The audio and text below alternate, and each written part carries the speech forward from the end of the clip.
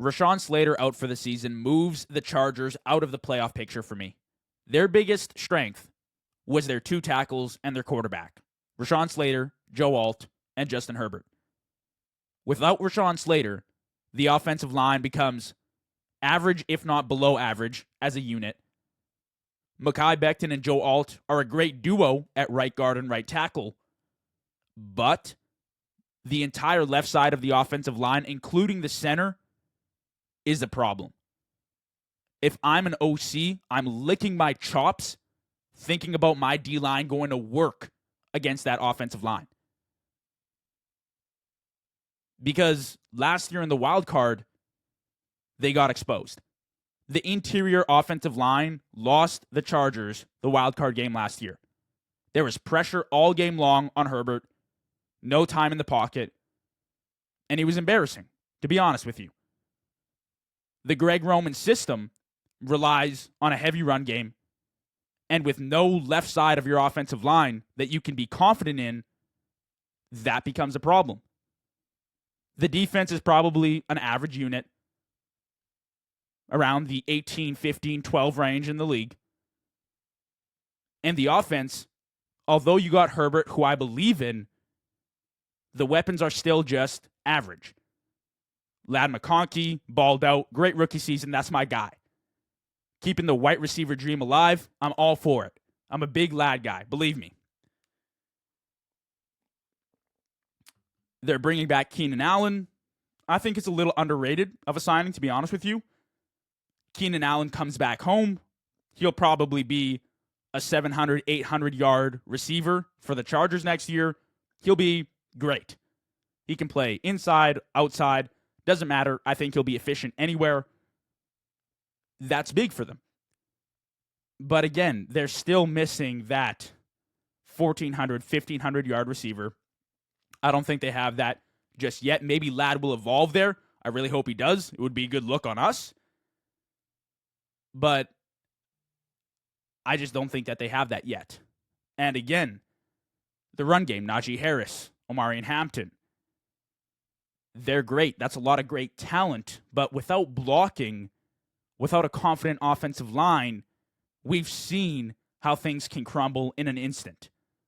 Look at Houston last year. Their biggest problem was protection. And all year long, C.J. Stroud suffered. No time in the pocket, constantly getting sacked. I think he was sacked the second most times in the league. First would have been Caleb Williams, and we saw how disastrous of an offense that Bears team was at points last year. So it's a big blow for the Chargers. They just paid Rashawn Slater, and to lose him in media terms is like losing a Jamar Chase. Honestly, it's like losing Jamar Chase or Justin Jefferson or Saquon Barkley. It is a massive blow for this offense. We don't give enough credit to offensive linemen and the role that they play for offenses, for teams. It is one of, if not the most important position group on the field. If you look last season, the top 15 performing offensive lines, probably 10 of those offensive lines made the playoffs.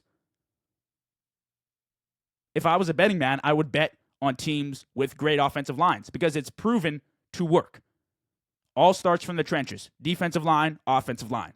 Can you protect the quarterback? Can you put pressure on the quarterback? If you can't do either of those, that's a big problem. Now again, for his entire career, Justin Herbert really hasn't had a defense. Now he's got an average defense. Pretty good.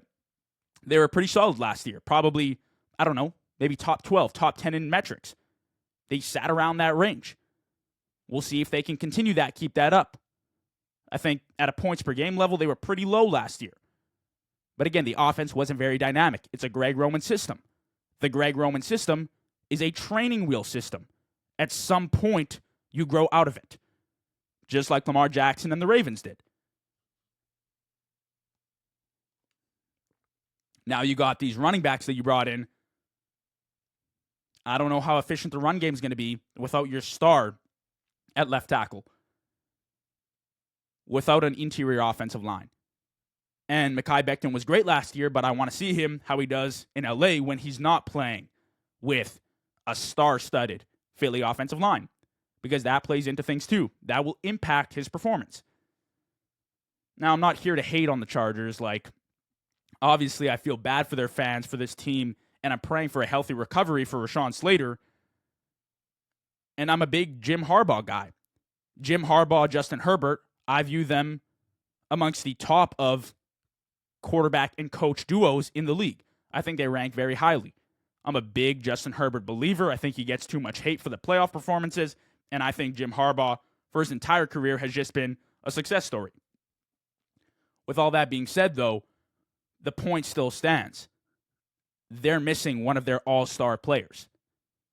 Like, we cannot overlook the kind of hole that is left behind when a guy like Rashawn Slater is injured and out for the season. And I think, considering the division, right? You're already in a super competitive division. The Chiefs are contenders. The Broncos are contenders. And the Raiders are not hot trash like they've been for the last 10 years. The AFC is a very, very stacked conference with a ton of talent. They're loaded. And when I'm imagining the wild card spot, you're competing with some really, really good teams. I think the Patriots will be up there this year. Right? The Bengals will always be kicking around. The Steelers will always be kicking around. There's a lot of teams that will be in that mix that you kind of have to worry about.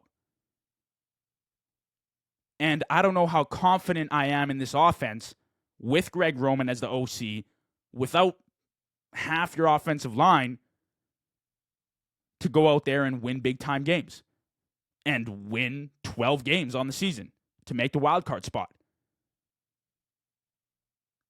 I don't know. And I think that the Broncos, I'd take them all freaking day over the Chargers at this point. I think their defense is better. I think the O-line is better. I think the run game is better. The weapons are pretty comparable. I'd take Justin Herbert over Bo Nix right now, but again, I'm a systems guy. I'd go Sean Payton and that Broncos team right now over the Chargers. And that divisional is going to be a dog fight, that division. Every single game. Nothing's guaranteed there. And I think for a team that was already on the bubble, this is a huge, huge problem for them going into the season.